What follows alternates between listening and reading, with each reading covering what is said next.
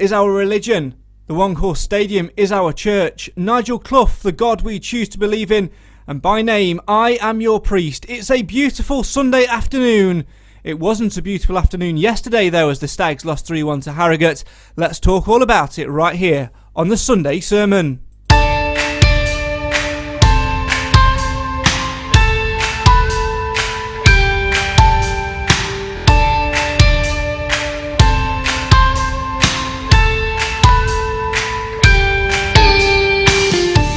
A fourth consecutive loss for Mansfield Town leaves a sour taste in the mouth as we enter September. 3 soft goals, 2 red cards, and a manager who thought we played okay. No, not the brand new lyrics to the 12 Days of Christmas. An accurate reaction and roundup of yesterday's game. Are the Stags' standards starting to slip? How will they cope without their captain Ollie Clark and tenacious midfielder Stephen Quinn, both of which dismissed, rightly in my opinion, during yesterday's game? Did the Stags' debutant get himself off to a false start? Or have the Stags signed yet another questionable player at the back? Just how much of a gap is James Perch's absence leaving? And most importantly, can Mansfield Town turn it around this week in training ahead of next weekend's trip to Walsall? Something isn't quite right at the One Horse Stadium, but what is it?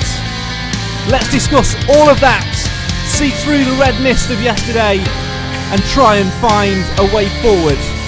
A 4th consecutive defeat, a performance which just simply was not good enough. Let's put the world, or at least the Stags, to rights, right here on the Sunday Sermon. Joining me, as always, Clive Parkin, and today we've exchanged Nathan Edge for Alan Wilson, and also the internet for in person. We're outside in my garden. Turn up your volume, get involved in the comments and have your say on your team as the Stags disappoint once again on Saturday. Let's put it right here on Sunday. It's the show for the fans, by the fans. Why? Because Mansfield always matters. This is the Sunday Sermon.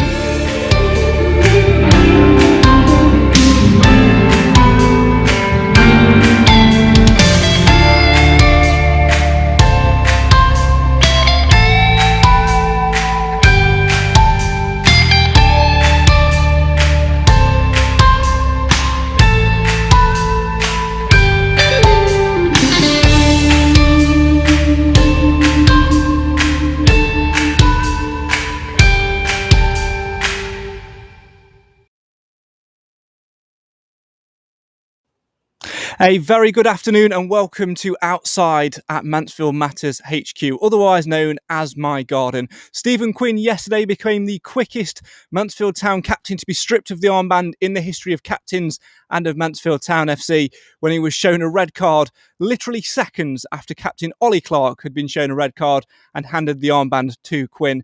The Stags will be missing 2 midfielders for next weekend's trip to Walsall, but there are plenty more things to talk about other than that. As always, feel free to leave a comment and get involved with today's show. Joining me, as you can see, we have got Mr. Clive Parkin and Mr. Alan Wilson, who have joined us out in the outside. We've got a bit of a second camera going off. It's not as clear because it's using the Wi-Fi, but there you go. You can wave to that camera just in front of you there, gentlemen, and they'll be able to see you. There you go. And we've got the wide camera over there as well, so please do feel free to get involved. Alan, I'm going to come to you. Obviously you're our Nathan substitute, or as we're calling it today, we've exchanged you for Nathan. For anybody that was inside the One Horse Stadium yesterday, when one of the substitutions happened, instead of saying has been substituted for, you said exchange for. Just talk us through what went off there. What was happening?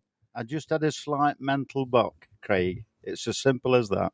Oh dear, bless you. Well, hopefully that's all out of the way now, and there'll be no mental blocks here this afternoon. Although, Clive, I wish I had a mental block to block out yesterday's performance. Another disappointing one.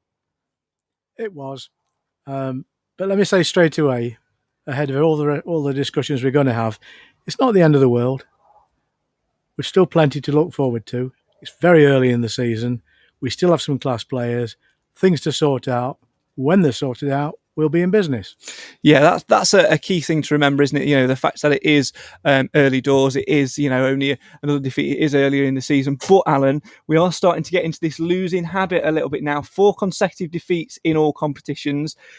More than anything, it's just bad for morale within the group, isn't it? It is. It's a bad run is one that you don't want to get onto. Like a good run would be one that you want to get onto.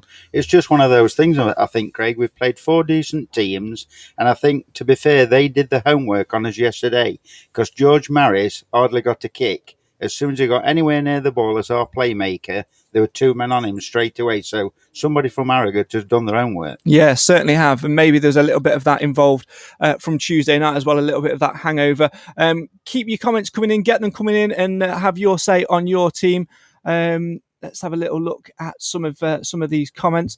I know he fell out with Coughlin, but I'd have Christian Pearce back tomorrow. He's knocking about the Vanarama League and only 32. What a waste. An interesting comment that, Clive. You know, we wanted a centre half to come in. We wanted somebody to come in and be dominant. We'll talk more about Richard Narty later on in the show and pinpoint his performance, but everybody seems to be going back to that name of Christian Pearce. It's just a shame. It's 2 seasons down the line, and you know he had pretty much a whole season off. What with the whole COVID situation last year. That's an emotional reaction. I can't see Pearce coming back to this level now, and I think it would be a retrograde step for us to try and bring him back. There are players out there. We'll talk about Narty later. I don't think it's all pessimism about that young chap anyway. So. But we have got a problem. We've got a problem partly of our own making by poor recruitment during the summer and bad luck and ill discipline. Yeah, we certainly have. It's certainly one to keep our eye on. Lots of comments coming in already. Keep them coming in. Mark says missing a Hayden White figure. Long comment in from Peter. Harrogate boosted the game from the moment they equalised. Don't think we'd have beaten them with 11 men. Very disappointed with our overall performance. Clark unlucky. No. Quinn let himself down and his teammates. New lad played himself into the game after a shaky start. He was only here 2 days, hardly going to be a world beater. Keep your comments coming in. Love to hear your views on yesterday's game and a little bit more in between as well. Let's touch upon the red card. You'd have had a better view than us, Alan, of the red cards. What did you see of them? Let's first go with Ollie Clark's one. For me, a lot of people are saying it's a little bit soft, but Nigel Clough saying it's a little bit soft as well. But for me, by the letter of the law, he was the last man, simply had to go. Yeah, I would agree with that. But as for the second one, I didn't actually see it because I was doing the paperwork with the attendance. I just had the attendance so on my phone and I'm writing it down. But Kieran, who does the music when I'm on the pitch, as you know, he said that Quinn lashed out. He actually kicked out and he saw him do it. And it was either the 4th official or one of the other officials that actually told the ref. It wasn't the ref that saw it. I certainly saw a little bit of a fracas, Clive, with Quinn involved. I have to admit, I didn't see a kick or a punch. I just saw a lot of players coming together and Quinn in the heart of that. But there's no room for that in football. And you'd expect a more experienced player of Quinn's standing to be better than that, to be more disciplined than that. Yeah, but let's remember, it's his 5th career sending off for ill discipline, for violent conduct. That's good research there. Well done. Yeah, it's I have to credit to Quest for that one. But I mean, the guy's got a bit of a short fuse, and whatever it was done to provoke his action, it was indiscipline on his part. It was unprofessionalism. It's going to cost us his services for 3 games. And Clough's quite right to want to take action against him. Yeah, it certainly needs to, because it does leave us in the lurch, Alan. It's one of those, isn't it, now where, thankfully we've got Ryan Stirk back from his COVID isolation. Harry Charlesley's chomping at the bit to come in as well. But when you've got not one but 2 midfielders, 2 key midfielders to the way we set up and play, missing for at least a game, I think there'll both be 3 game spans, to be honest. It poses a big, big problem because, what if then we get another knock or another COVID? It poses a big problem. It does, but we've got midfielders waiting in the wings. Same as you say, there's young Ryan Stirk. I spoke to him yesterday when I came in. He said he's fit and healthy now, like he was on the bench. But I think other players will step up, and it's their turn to shine. And if they do, it'll be the fault of Ollie Clark and Quinn if they can't actually get back in the team. Yeah, it certainly will. And it does present, an opportunity for them to come in and an opportunity for those players to try and impress. But you don't expect that from your captain, do you? You need to be better. Both both the leaders, Clive, aren't they? Both are the type of figure that you look to when you're in a game like that to be better. Yeah, alongside Perch, these two lads are the ones we're supposed to rely on. And for two of them on the pitch on the same day, within minutes, to be sent off, is ridiculous. The penalty was right. It was undeniably a penalty. It was undeniably an auto red, and we have to move on. I didn't see the incident. I only saw the aftermath because, like most people in the ground, I was concentrating on what was happening around the other sending off. But these things happen. When they're done, they're done. I think Mr. Clough said something like turning over a new page or some such trite comment. We dispatch it to history and move forward. Well, of course, we've no choice. Yeah, we can only go back and sort it out, can we? I'm sure we'll touch upon some of Clough's comments in a little while as well. The reset button. The reset button. Yeah. Richard says we were tactically outthought by half-decent Harrogate team. They kept three up front occupying our full-backs for most of the match. The solution was to play three centre-backs. I hate to say it, but Rawson was the solution, which would have released the full-backs. Clive has got it spot on, says Jamie. Poor recruitment in the summer. We put our eggs in one basket with Naylor. We haven't got no pace up front at all, and we are reliant on one creative midfielder. We need to press the reset button. It's a difficult one to look at, that, isn't it, Clive? We're trying to press a reset because we can't really do anything about it now. We've got the occasional free agent that we might be able to bring in, but they're going to be unfit. They won't have trained with anybody now for months since they were released from the contract. It's a big gamble to take, even though there are some big names out there. It's a risk. It is a risk, but we are where we are, and it's not for the lack of trying by the club. I think sometimes as fans we think it's easy to go and recruit players. I'm sure there are complications that we don't understand, not just about the money either.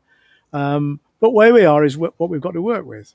And when all of our teams playing and are fit and aren't suspended, we've got a cracking team. And a team that on its day will beat anybody. Trouble is, on its day at the moment, it loses to everybody. Yeah, I think that's a fair comment, Alan, isn't it? Because you look at what we have got. On paper, we've got a strong squad. We've got experienced players who should be performing better. But, it's one of those, isn't it, where the more these mistakes creep in, it becomes a habit that becomes harder and harder to kick as the games go on. Yeah, like we said earlier on in the podcast, it can get on a losing run or you can go on a winning run. And obviously, at the moment, we're on a losing run. But I do believe that we will come good. When we get James Perch back and he forms a partnership with either Narty or the other chap that's coming in, I think it'll bode well. But we've just got to stick it out at the moment and grind a result out. I was hoping yesterday for an early goal, which we got. And then they got one back, and like in the second half, I think there was only one team in it. Let's talk about those goals, Clive. Very, very cheap yet again. The first one, especially at 11v11, from a corner, from a set piece. Ollie Clark not picking his man up. Other players static as well. We have to defend those better. We just seem unable to defend crosses at the moment, whether they be in play or from fixed play or corners. And it seems to me that's something that only on the training ground can we conquer. All right, we need better quality players at the moment, which we're struggling for. And we'll see how they develop as they settle in. And settle in they have to do because we're not blessed with a lot of choice at the moment. Yeah, we're not blessed with a lot of choice. And that, for me, is a worry. I mean, to be honest, I'd be a lot more worried now, actually, if we'd have not brought the two in on deadline day. Performances aside, Alan, we've ticked the two boxes in terms of we needed two centre-backs to come in. Both have got a little bit more experience than, what playing one of our own younger players might have. Narty didn't have the best debut, but for me, I don't think he should have started. I think he'd only been at the club since late on Tuesday. They would have had a day off in that as well. So that's only 2 training sessions. His hands were probably tied, Nigel's hands, to be fair, Craig, because Rawson came off with a bad back. He had a back spasm, didn't he? And he got a really bad back, and I didn't expect him to play, to be fair, but I thought Narty, he progressed into the game. The first challenge that he had within the first couple of minutes, slid in, got the ball. I know it was a bad pass out, but it just showed content, I thought. And I thought he played better as the game went on. Yeah, I think he did grow into the game, Clive. He did get in there. And I think, over the weeks to come, he will prove a good addition for us. And I think what's really key for me is not to get too angry and too annoyed at the niggly little bits, which, to be fair, were there because it's a progression. Yeah, I was a bit disappointed, well, more than a bit disappointed at some of the comments I read on social media after the game. There were Stags fans condemning Narty as being completely ill-equipped for the job. I don't know how you can judge that after one game. The guy came in, he's hit the ground cold. He's not been playing regular first-team football for a while. He's clearly got talent. He was a little bit off the pace in the first half. But he, as you say, he grew into the game, and in the second half, he didn't give me any reason for concern. I'd agree with that. It's a frustrating one because you've got to try and get the partnership right as well. I can think of so many examples down the years of good centre halves who actually were only made good by the people they were alongside. I think Ryan Sweeney was perhaps a prime example. He had not a great season for us last year, but the season before, when he was playing alongside Pearce quite regularly, he was very, very strong. And some people play off each other well. And I think with Narty, it's a gamble. Do you keep him in the game and swap Rawson for Hewitt? Do you take him out completely and then knock his confidence, or do you stick with Hewitt and Narty? Because, like everywhere on the pitch, having that centre-back partnership is absolutely critical, isn't it? I would keep Narty in personally, and if Rawson is fully fit, I would drop if Furch isn't fully fit, by next Saturday comes along, which he probably won't be at the time, I would give Rawson a chance to see what he can do, because he is more commanding than Hewitt, although Hewitt plays the better pass, is the more skillful of the two centre-halves. But Rawson can head the ball, albeit it don't always go where he wants it to. But I would give them a chance. And on the what you're talking about, the midfielders, it would be nice if he gives Sinclair a go. Yeah, and there's something interesting on that which I'll pick up on later. I'm going to make a little note of it to talk about it later, because we had an obvious change of system yesterday, which I actually think Sinclair could thrive in, and with the two absentees, that could be a key one. But I want to stay on the point of defenders for the moment, because as Peter says, Perch looks like being a long-term absentee. If the injuries are a fractured jaw or a skull fracture, as I've heard, Hawkins and Maris both limping off at full time, 2 missing through red cards. Clough's got a sizable headache for Walsall. He hasn't. We'll come on to that a little bit more, but let's talk Perch first and foremost. You saw him yesterday, and he's got a new job lined up, hasn't he? He wanted to take my job, believe it or not, when I spoke to him when he was walking up with Mark Stevenson. We had a bit of a giggle about it, but I asked him how he was, and he said he was okay, and he looked fine, but obviously with the head, you just don't know, and he's got to go through a certain protocol.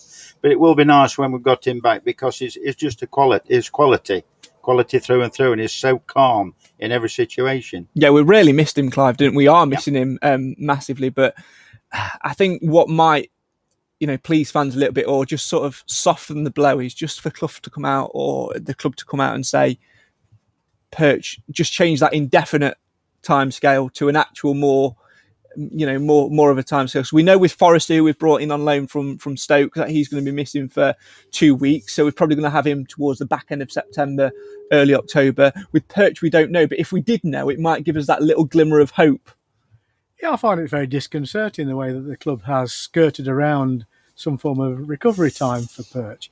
I mean, for someone who gets a head knock resulting in concussion, it's not normally several weeks unless there are complications. So we're left to assume there are some complications. As one of the contributors said, it could be a broken jaw, or it could be some form of slow healing process. We can't afford not to have him, but we don't have any choice. His health comes first. Yeah, it certainly is. As Peter says, we badly need a leader and a driving force on the field. Something we've not had since Adam Murray. I'd argue probably since Christian Pearce. I thought he was a good leader for us. Ollie Clark as captain, perhaps not doing captain's duties at the minute. It's perhaps not giving us that extra little bit of fight and leadership we need. And somebody else will have to step up and be captain now, because you're missing both him and Stephen Quinn, who seems to be vice captain at the minute. Stephen McLaughlin, the natural choice for you, Clive, or would you be looking elsewhere in the squad? Because I think I'd be looking elsewhere personally, even though he's had a good start to the season. I don't see McLaughlin being a natural leader, to be honest. But, you know, he may be, and he may surprise me. I'd be happy to be surprised. But going back to Clark, I didn't actually see him being a good captain. And what I look for is someone who's vocal and is always chivvying his players along. And I didn't get that impression. Now, Alan, you're at pitch level. You probably see him differently from where we are up in Block N. What do you think? I don't think he's hit the ground running yet. Not like he did last season. Because, I mean, to be fair, when you're winning games like we were last season, you know, we went on that bounce, 4 on a bounce or 5, whatever it was, you know, you don't really notice it so much because you're playing, you're winning, and everybody's quite happy.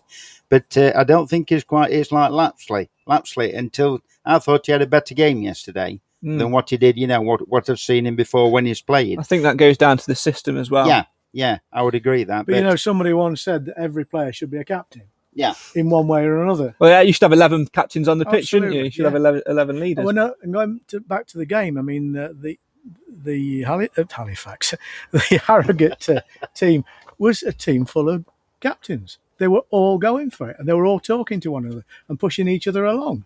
And the guy who played number 4, he was only about 4 foot tall, but he ran the show. He usually does Falconbridge, is it? Falconbridge. Yeah, he did it on Tuesday, didn't he? He came on at Tuesday in the Cup, and even though he was on for 10 minutes, he was dictating everything, even though, you know, he was like 2 foot. But I mean, let's be clear about the defeat. They are a good side. The position in the table isn't lying.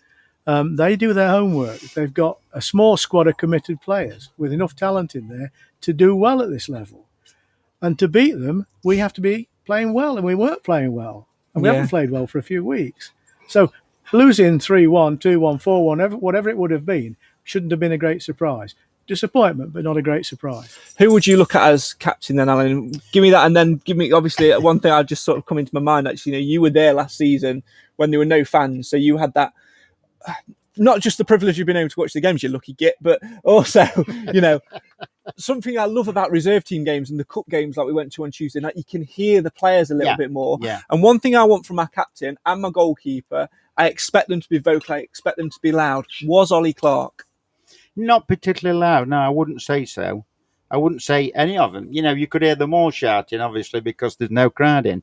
But obviously, I would choose Perch, but obviously we can't have Perch. So it's per anyone from 11, I think. I mean, you obviously saw when Perch was captain for a while when Clark wasn't in, and then Clark when he was captain. Give me the differences between the two. Just talk me through the styles of how they captain and what you noticed from where you were in an empty stadium. I think for one, it's his experience. It is quite vocal at times, but the experience that he exudes on the pitch, you know, his quality, his calmness, his understanding, it's just there for all to see. And I think people respect that to a certain degree. How Christian Pearce was, you could hear Pearcey at times, but you know, when he was on the ball, you know, everybody in the crowd, Chief. You know, it is just one of those characters. I do miss that chant. I mean, both of those characters are people that if you were in the opposition, you'd say, I don't want to mess with them. Yeah. You need somebody with that physical presence and a bit of thuggery in a contained way. Yeah, you do. I mean, that's the one thing slightly which pleased me a little bit yesterday. We had a little bit more fight about us and a little bit more in your face, but we need that from a captain. I want my captain to be screaming. I want him to be, you know, at the ref for every decision, almost like a manager on the pitch. And I think who would you choose them? It's a tough one because for me, there's not a lot of natural leaders in there to take my teeth out. I think because the one leader I'd look at is Stephen Quinn, who's obviously now suspended for 3 games. James Perch is out injured, who would be the other one. And honestly, I can't see it. Maybe because he's a centre half and a little bit more experienced than the rest. Hewitt, but again, I wouldn't be too comfortable with that presence. Yeah, I think if you're going to maybe look at anyone, I think you might have to look at one of the strikers, at Danny Johnson or Ollie Hawkins. Possibly, but I also thought of, even though it's going back, he is very vocal. What about Bishop? Yeah, I know he can't. People hate goalkeepers. People hate goalkeepers as captains, don't they? But I love him. Like the first person I ever saw was Kevin Pilkington, and he was the epitome of a captain. He is very vocal. Bishop is. I think there's more to being a captain than being vocal.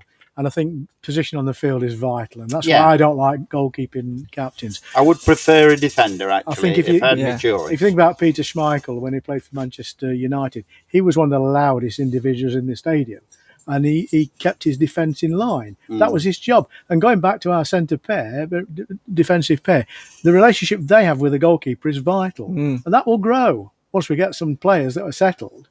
Yeah. Have you thought about Lapsley as a potential captain? Yeah, but I think there's a possibility there. He's quite a vocal player. It's whether he can, last the 90. I tell you what, let's get James Clark in at right back and just put him as captain, because Nigel Clough seems to rate him. His name's Clark. Yeah. He captained in the trophy game, didn't he? And I never heard him say anything though. Well, that's because he speaks Scouse, doesn't he? So you can't quite understand it. But there you go. Jim says Macca for captain. Kerry says we saw Perch last night. My son said someone said you broke your jaw. He said something similar to that. And she also says that Mac would make a good captain. He's dedicated and vocal. And Paul says, great comment. Thanks very much for this. Really enjoying the show, guys. Cannot argue with anything discussed thus far. Keep your comments coming in. Let us know who you choose as your choice for captain. In a couple of minutes' time, we're going to speak Nigel Clough, because I've got a little bit of a gripe with the Stags manager. Maybe you'll find out why in just a second, though, because we are now going to head into the Stags dressing room to hear from the Stags boss after yesterday's 3-1 loss at home to Harrogate Town. Keep your comments coming in. Here's Stags boss Nigel Clough. Difficult. Just prior to that, we should have had a penalty. Stephen Quinn went down literally 20 seconds before that. Then the breakaway down the side, and I'm not sure it's a clear goal scoring opportunity. Richard Narty's a yard or so behind. I don't think it's clear enough to send him off. Yeah, we're going to have a good look and appeal it. Unlikely, because we know what happens with a lot of these appeals. It happens with a lot of the decisions that we've seen in the last 4 or 5 games we've had now. It wasn't the referee, it was the assistant. Said he'd seen a kick. So if that's the case, that's inexcusable, and he'll be fined and dealt with accordingly. I don't think it was too bad, actually. We're just conceding very poor goals at very poor times and making poor decisions.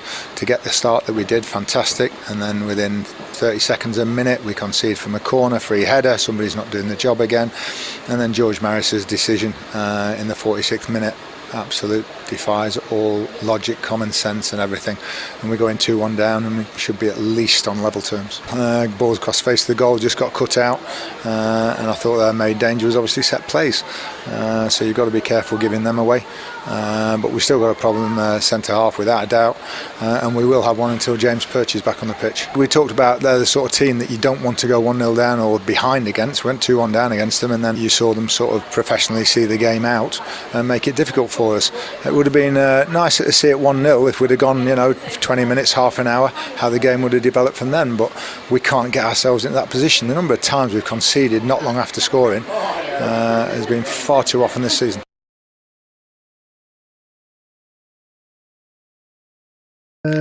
That's Stag boss Nigel Clough speaking to I Follow Stags. You can get more of that on mansfieldtown.net/ifollow. Make sure you go and check that out for much more interviews and comments from the Stags manager, who, I'm going to be honest, I've got a little bit of a gripe about, to be fair. And I had it on Tuesday a little bit because of his comments straight after full time, which we sort of touched upon midweek, Clive. But yesterday, he said that he thought we played well, and he thought Narty had a good debut. To be fair, we played well in the first 3 minutes. Yeah, but what about the other 87? The 87 plus? Well, they didn't let us play. It's as simple as that. I think Nigel is a glass half full merchant. And, he's always going to look for the positives if he can find any. And it's to his credit, he managed to find something that convinced him we were playing well. Yeah. I mean, some of the passing in midfield was okay. We're doing what we've been doing well. But it wasn't coming to anything, and we weren't. Balls were balls were delivered to feet, we weren't holding on to them, which is a horrible Mansfield trait. Second balls, we never won. and that by comparison, they were picking everything up. And I think that's all down to them. And, they look at whoever came to see Mansfield, like on Tuesday night, it could have been as well as seeing them beforehand. They were there on us like little ratting dogs all the time. Kellen Gordon had one run down the wing with the crossing, which nobody could get on the end of, and that's all he could do. Yeah. Everybody was just straight on him all the time. We did not like being pressed at all, did we, yesterday? We panicked. Yeah, and that's the thing for me. I mean, we had good spurts, as Paul says. We did play well attacking. We had good spurts attack-wise. And I think a lot of that, like I mentioned earlier, comes down to the change of system. We've been going with the diamond. We've been saying for weeks, Clive, that it needed to change. We'd have perhaps liked a 4-3-3, but he went instead with a bit more of a defensive 4-2-3-1 with Maris and Clark, before he got sent off, sat in front of the back four as the sort of deep-lying playmakers. Then you've got your front three of Oates, Lapsley and Quinn, with obviously Hawkins at the top. I would have perhaps liked to have seen Johnson there instead of Hawkins, but I understood why, because of the height, the physicality. It gave us that other option to go long if we needed to win that ball in the air. But I hope we sticks with it, Alan, because I think, we mentioned him earlier, the likes of Tyrese Sinclair, who could potentially get game time now, Stirk as well, to come in. I think they will really suit that system. And actually, for the first time, Oates and Lapsley played well together. They've not done so far for me. Well, I'd agree with Oates. I do like the looks of Oates. He's sharp, isn't he? He's got pace to burn. He doesn't look particularly fast, but once he starts, he can shift. He moved into a better performance yesterday, I thought. Quietly. He took the goal away, but apart from that, his contribution was quite good. Yeah.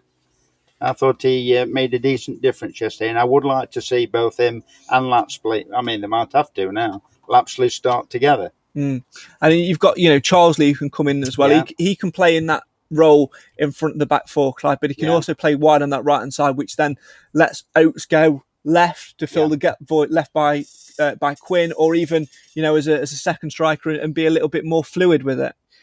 Well, if I'm understanding the world of diamonds properly, the idea of the diamond is you've got one player who's been a defensive member of that team, and another one who's a link player, is making the play in front of the midfield to link the forwards. And Laps is the obvious candidate for that one. I'm not so sure that our defensive value out of the diamond was there at all yesterday, and we were left exposed. And that's why I personally like 4-3-3, because with 4-3-3 you can very quickly get five at the back, and also you've got that wing play when you need it. And they were playing down the wings again yesterday. We rarely got what we were looking for down there, and certainly the linear football, which we ended up doing for most of the game, didn't work. It didn't. I think that's why I was pleased to see us go with that new system and try that. But we went back into the old habits of once we sort of, we're pegged back to 1-1, and towards the end of the first half, we went back to that diamond a little bit. It didn't quite work. I like it when it's structured, because I honestly think that Tyrese Sinclair has got, a big season ahead of him, but he needs that chance, Alan. He needs that opportunity. I think if he can play on the left-hand side of a attacking midfield 3 and a 4-2-3-1, he'll absolutely thrive there. He will, and he gets free kicks as well, because he's so nippy in his trickery. I just hope that he plays against Walsall, because he's the ideal candidate. I think for me. He will play against Walsall. I think we're running short of choices, and I don't want it to sound like it's as a result of default that he gets in the team. He warrants a place. He played well on Tuesday up at Harrogate for much of the time he was on the field. If anything, is a bit greedy occasionally. He doesn't part company with the ball too easily, but that's the guy's confidence, really. And he believes he can score with every free kick as well. Now, this is a big opportunity for him, because, he's not just training this week, he's got to impress. Tomorrow night at the One Course Stadium, Sunderland under-23s will be in town. Will you be behind the mic for that one, Alan? No. You're not going to be behind the mic for that one? No, will you be in attendance? No, not tomorrow night. I've got other things on. Oh, there you go. I'm afraid. Well, we've got a croc defender that can do it for you, haven't we? Yes, that's it. No, that's it. That's what's happened. It's his opportunity tomorrow night. But in all seriousness, though, obviously the under-23s competition, we spoke about it a few weeks ago on the podcast. I'm delighted that we've entered this, because it's almost a similar competition in terms of who's eligible to play for it and the team we put out for it to the Papa John's Trophy. So it's given us that competitive reserve action we need. 6 games minimum, because in this competition you play home and away in your group stage. Sunderland under 23s up first. Sinclair, etc., played in the round previously. It's over the qualifying round. He'll no doubt play tomorrow night, along with the likes of James Clark, maybe Nathan Kane, and probably George Shelvey as well. What about Law? And Jason Law as well. Big opportunity for those players to stake a claim, isn't it? Law performed very well at the end of last season when he was given a chance. He's another midfielder, isn't he? And I think, given what we've got now with the problems with missing midfielders, there's never been a better chance for him to stake a claim. I think it'll be a big opportunity for all of them on tomorrow night, because also in that competition, you can have, I think it's 3 over-aged players, so over 3 20 or 4. I think it's 3 outfield over 23s, and then you can have a goalkeeper who was born before a certain date. So it's essentially 3 outfield, 1 goalkeeper. Over age. Shelvey will play, no doubt, anyway, in goal. I say it will give him confidence, hopefully. Do you think they'll put Bowery in as an over-age player? Yes, I do, and I think he'll probably look at him I think he'll probably look at him either as an option centre forward, or I think he might look, and people might say that I'm being tongue in cheeky when I say I'm not. I think he might seriously have a look at the option of him at centre half. Well, we've joked about it, but I mean, it's not completely out of the question. The guy's got physicality, he's got height. And he's not getting a game where he'd like to play, so why not? Yeah, the opportunity is there. I mean, do you know what? As daft as this sounds, I can actually see logic in this, Alan, because what are we missing at the back? Experience. What has Jordan Bowery got? Experience. Yeah. What are we missing at the back? Height. What has Jordan Bowery got? Height. What are we missing at the back? Someone who can read the game. What can strike? Who better to stop a centre forward than a centre forward? I would agree to a certain extent, but obviously, he won't be playing tomorrow, but if worst comes to worst on Saturday, what about putting Hawkins at the side of Narty? Well, Hawkins can play there, can't he? He has played centre-half before. And I actually think the whole reason of Jordan Bowery playing centre-back, I actually remember Nigel Clough's post-match after Hull, Clive, which was we had a few missing, didn't we? I think through injury or whatever, or COVID or whatever it was at the point. I think they played the night before. They had played the night before at Alfreton as well, yeah. And he ended up playing Bowery because Rawson played the night before at Alfreton, then played the next day, played the first half at Hull because we were there, we watched it together, and then we were both saying at half time, weren't we, Al, about he's playing Bowery at centre back. And I can understand why now, because he wanted to form that partnership between Hawkins and Johnson. So perhaps if he wants to keep that throughout the season, while he changes his mind in September, I think you've got an option of Bowery. And for me, if I were Bowery, I'd be thinking, do you know what? I'll take it on as a challenge because if it means I'm playing and means that I'm making a difference and contributing to the team, play me. The only thing I worry about with Bowery is a tall lad, but he doesn't jump very well. You get smaller players like Danny Rose, when they jump, they double in height. And when Bowery jumps, he actually reduces in height. Whereas, Hawkins has got a natural airplay, as it were. But I think either of them are worthy of a place when we're desperately short of quality people. Yeah. Let's have a look at what some of the comments are saying. Paul says, we're looking for Hawkins a lot. If that's the plan, then we must play a man off him for his flicks. So I think we are doing that, which is another reason for my Bowery argument at the back. Peter says, I totally agree with you, Paul. Our front two are miles apart, and anyone in the crowd could see if Hawkins did get to the ball first, no one was picking them up. And Richard says that the Bowery idea isn't daft. Maybe we'll see. Maybe we might tell a lot from tomorrow night's game club. I'm looking forward to it actually. Even more. I'm looking forward to seeing a different type of football as well. Yeah, and without the pressure. Because there will be no pressure. I mean, you look at the likes of people who play. We can probably name the side now. It would be very similar to Tuesday at Harrogate in the cup. Shelvey will play in goal undoubtedly. I think. Because he's second choice, it's an opportunity for him to get minutes in the competition he's allowed to. James Clark will play centre back.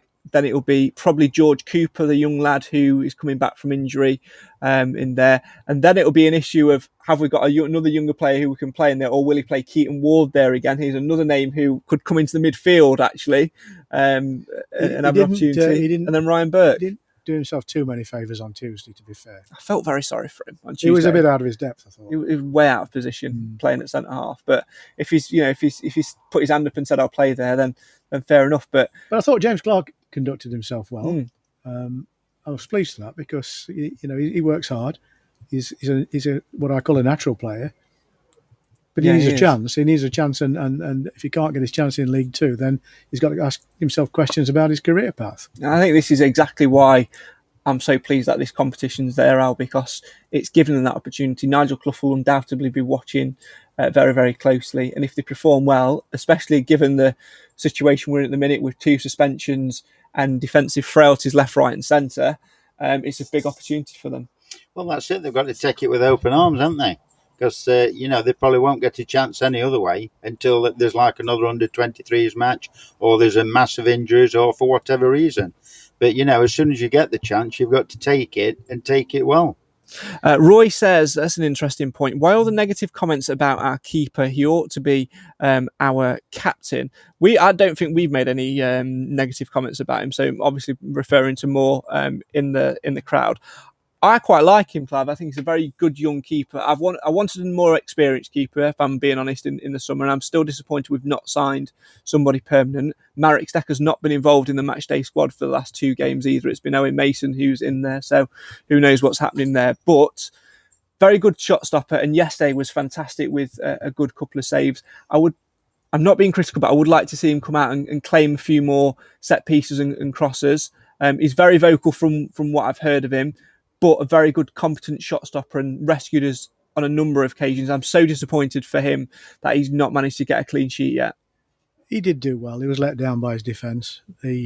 Where I think he's got key strength is he gets crosses better than our previous keepers were able to do. They always seem a bit whittled by them.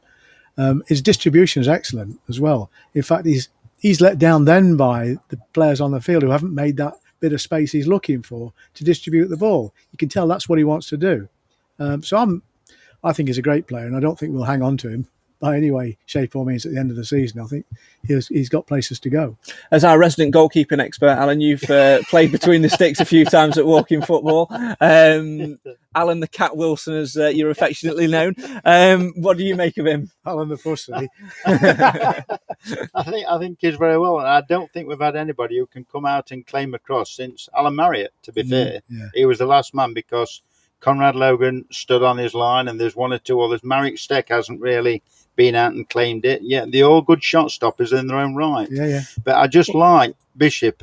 I think he uses quality. When his whole aura, his experience, obviously, with Manchester United, and yesterday with him getting man of the match, I think it just served its purpose. Yeah, we're not going to do a man of the match vote on today's show, because I think we'd all agree that it'd be Bishop that took it, so it'd be a pointless discussion. But Paul says, just want to add, sat behind Bishop in the second half, couple of fantastic saves. That's what you want your goalkeeper there to rely on. We just got to form that defence now, because when you actually look on paper, it'd be interesting to actually go into...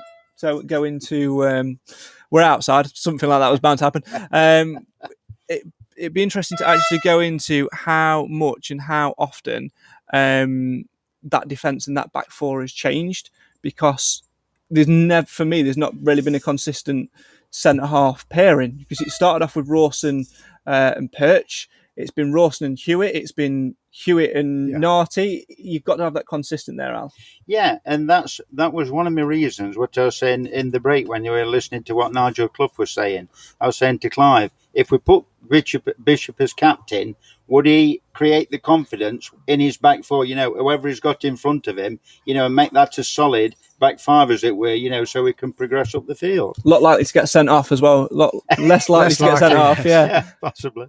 Which is definitely what you want. Which is as a principle, I don't like goalkeepers as captains, but I have not a problem with him being our captain under the circumstances. Yeah, the circumstances. Yeah, as a short term interim thing. Alan Marriott was captain on a few occasions. Yeah. He was always a good captain.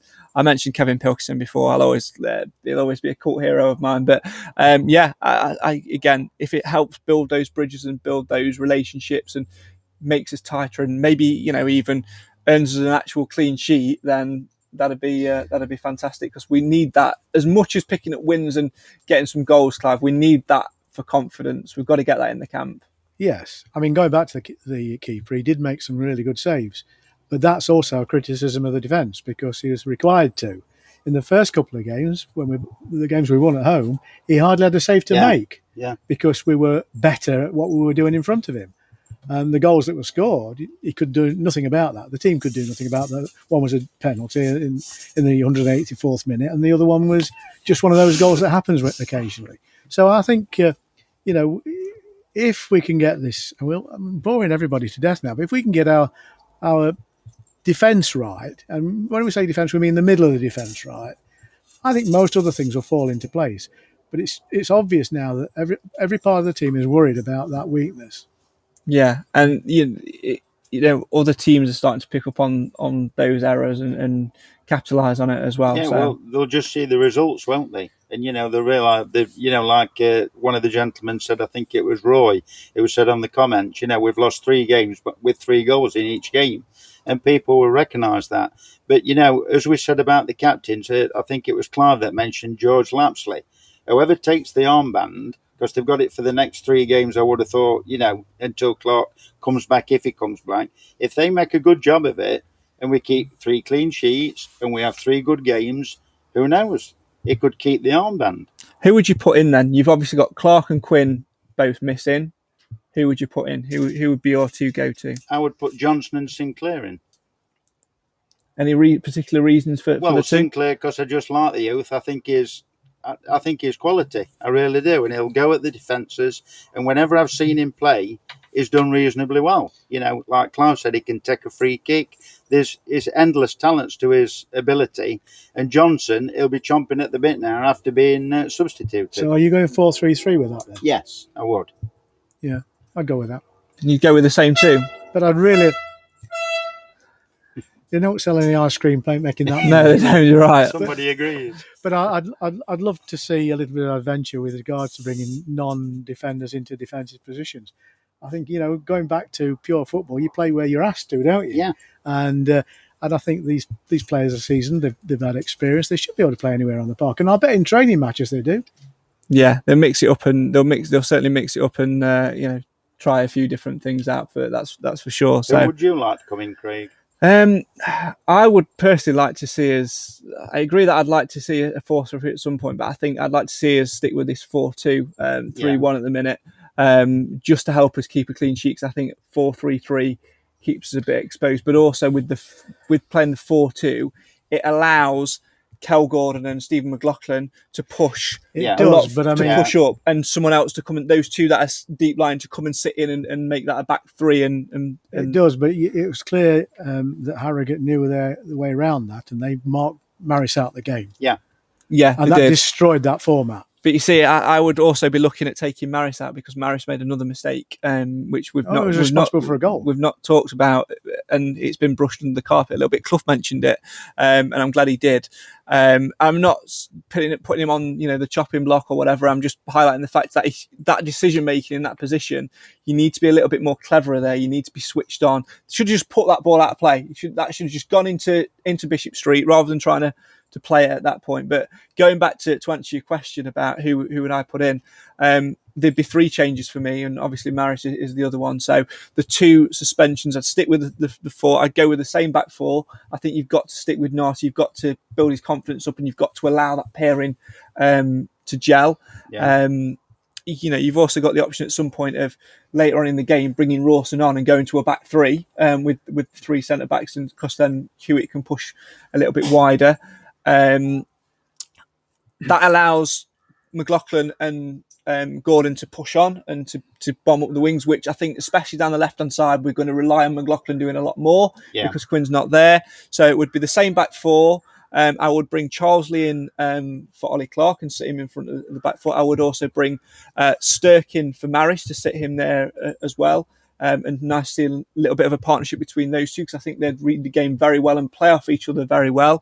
And then obviously on that left-hand side with Quinn's absence, it has to be Sinclair because he's got the quick trickery, he's got the quick feet, he's got the potential to win us free kicks because he's clever and he's quick. But also, Nigel, this is to you. He has a long throw, and we have X amount of people over 6 foot in the team. Let's think about that. Let's use it. And that's a weapon to be used. And Hewitt's got it in him as well. And I think when we've got strikers in the team like Hawkins, etc., I'd look at that. And, so you're talking about Stirk for Maris? Yeah. Sinclair for Quinn? Yeah. Who for Clark? Charles Lee. Charles can't. Yeah, I'd be looking at Charles Lee If he's fit. Yeah, if he's fit, and I think again that will depend on whether he gets some minutes, which I presume he will do tomorrow in the under-23s game. I think failing that, it'd have to be a system change, and you'd have to have a look at maybe bringing Johnson back in and dropping Lapsley a little bit deeper. But when Lapsley's played deeper, he doesn't do it for me. He's an attacking player, so I wouldn't want to risk leaving more gaps in the team. I'd look at them because I think Charles has got a bit of experience behind him now as well, and we need someone who can put a tackle in. But he's another one that'll be chomping at the bit. Yeah, and also as well, like I was saying about Gordon getting forward from right back, he also gives us that option to go and play wide and to then sit into two banks of four to close off that midfield, to play on that right hand side and to push a little bit further forward and have that creative license. Another thing we could do as well is sit Hewitt in that midfield role, bring Rawson back in, and block it off that way. I think there's a lot more options than perhaps we're giving credit for, Clive. Yeah, I think you've touched on something there as well, because Hewitt, I like the lad. I think he's a fairly svelte player. Absolutely. Carry on. He agrees. He does. But I don't think he's tough enough. I think he hasn't got the brute in him. And I think you've got to have that in the position we've been playing in. Yeah. Earlier in the season, in fact, it was one of the pre-season games, he played a wide back position. Yeah, he played right back, didn't he? He played well. Yeah, and he played. Coventry. Was it one of the league games he played at right back as well when Gordon was injured? Yeah, but yeah. He didn't have a. You see, that was the one where he didn't play very well at all. I think the guy's got something in him, and he was always in the team for Scunthorpe. I know for Grimsby rather. I know what happened to them, but he going back to pairings, he and Menzies played together nearly all the season at Grimsby. They ship an awful lot of goals through the centre of their defence. No, maybe just because they were regularly playing together, and that's possibly what we're coming back to again. While we've got the problems with suspensions and injuries, we're having to make do. Once we've got past that stage, we need an ideal pairing, and hopefully we'll find that in the next month.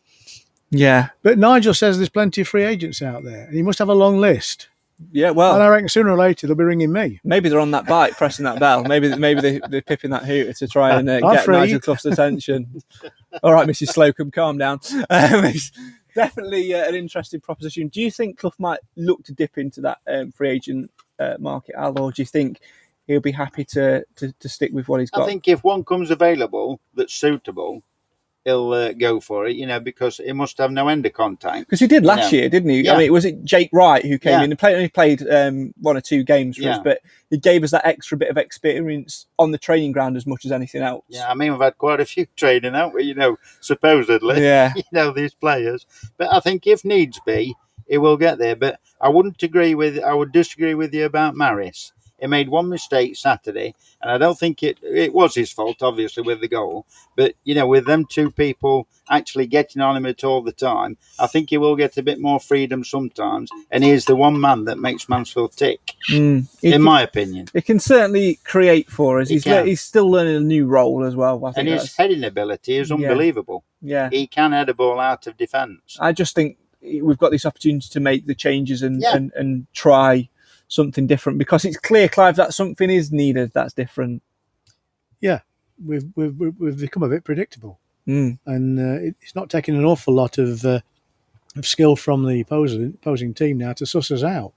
A few people in the comments are asking about Menzies and Corey O'Keefe. Corey O'Keefe absolutely smashing it for Rochdale. We seem to be saying it every week. An interesting one with him. It's not necessarily the full-back position that's an issue for me. It was the centre-back thing, and I think give it time, it will heal, but it's how much you're prepared to give it and how far you're prepared to drop and lose momentum. But we can't do anything about that until January anyway. Menzies is out on season-long loan at Walsall. We can only recall him back in January if we wanted to. He won't play Saturday, of course. That was my next question. Because he can't play Saturday. Yeah, he can't play Saturday, so that's a dent in the side for them, because I believe he's been performing relatively all right for them as well. But they're out of the building for a reason. They weren't fancied. Simple as. And some of that's down to an interpretation of what the management think they're good at or not good at. Sometimes it's just chemistry.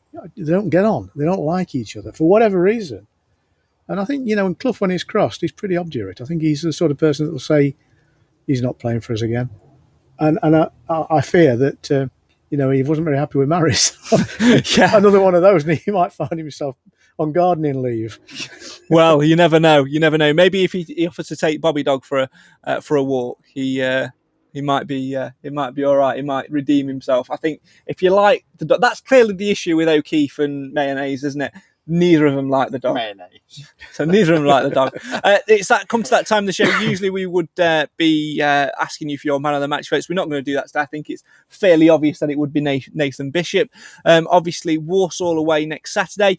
If you want to travel away with the Stag Supporters Association, it's £10 for all SSA members, £15 for non-members. Departure is 11 a.m. at the One Call Stadium. Call 07967 689 597 to book your seats. All the details you need are on the screen for you now. And if you go, you'll meet Mr. Wilson, I'm sure. Yes, I should be on the coach. Yeah. I always look forward to a good SSA away trip. And I'm sure you'll be happy to exchange a few words with people rather than substitute a few words for them as well. We're never going to let that one go. It's an absolute classic, mate. It's an absolute classic. What we will ask you for, though, is, we always end the show on this, is some lessons to take away. We always, because it is the Sunday sermon, of course, we always try and learn something from our Saturday. So we'll be asking for a lesson from you. So, Clive, what would you say is this week's lesson for you to take away? Learn to deal with crosses.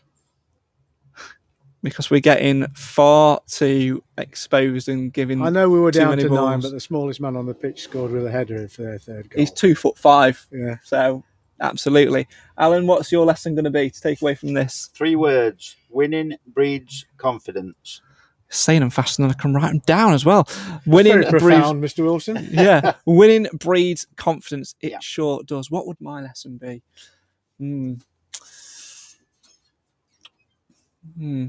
Pick a captain who isn't going to get sent off now.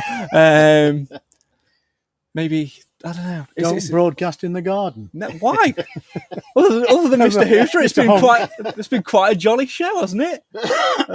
We've had a nice cup of tea. We've had a nice laugh out in the garden. The dog's enjoying himself over there. Yes. He's having a right laugh. I mean, I'll tell you what. I'm going to introduce the viewers to Harry Dog whilst I have a think of that. I'm going to show our viewers Harry the dog. Let's have a little look at him playing around on the garden. He's got stage fright. He has got stage fright. He's pretty Lad in the corner now, look. I've tightened this too much. There you go. That's better. Where is he? He's over there. Harry! There he is. Look, enjoying life. He's loving life. He's looking for sheep. Yeah. Harry! There we go. He's absolutely loving life. Obviously, that doesn't make a podcast funny, so I'm going to turn the camera back to you guys. Have I thought of my lesson yet? Absolutely not. Do you know what? I'm going to steal Jim's one. Jim's nailed it in the comments. He says, do the basics well. I'll have that one. Do the basics well. Yeah, absolutely. My thanks to Alan and to Clive. Obviously, under 23s at the One Call Stadium tomorrow night. Clive, you still going to go? Still going to give it a? Yeah, I'll be there. Still going to give it a shot. Take my boots as well. Yeah, you never know. I'm You might get a game. Walsall away on Saturday as well. Alan, you going to be making the trip? I've yeah, got my ticket. Yeah, got your ticket. I should be on the SSA coach at 11 o'clock. Because regardless of the way we performed at home on Saturday, we all want to follow the journey. My thanks very much to you two. I'm sure I'll see you again at some point later on the season. Do you want us to get you like a framed A4 script to say substitution and not exchanged? Or I mean, I think you should start coming up with more of those, to be honest.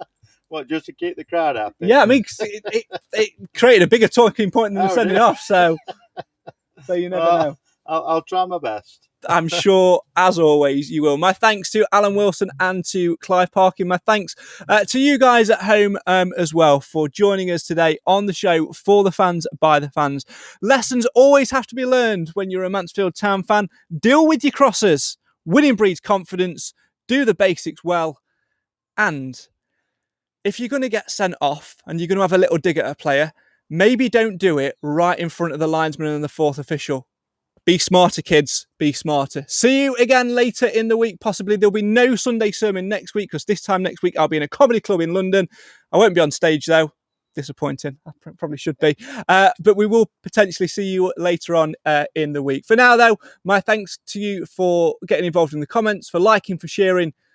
Keep an eye on our social medias and mtfcmatters.co.uk. Till next time, this is the show for the fans, by the fans. Why? Because even when we get battered 3-1 at home and get 2 players sent off and are really, really annoyed, Mansfield always matters. Good night.